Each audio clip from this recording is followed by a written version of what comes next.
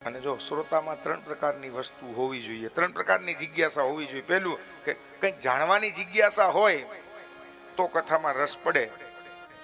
કારણ કે ઘણા એને એમ થાય કે એકની એક વાત વારે વારે શું સાંભળવી.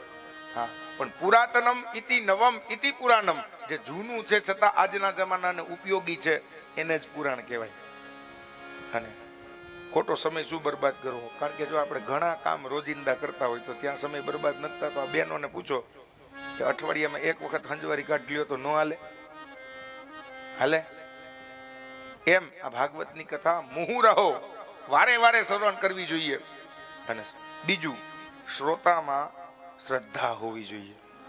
હા, શ્રદ્ધા વગરનો માણસ કથા સાંભળવા બેસે તો કઈ ફલ ન મળે. ભાગવત પ્રત્યે પણ શ્રદ્ધા હોવી જોઈએ અને વક્તા પ્રત્યે પણ શ્રદ્ધા હોવી જોઈએ.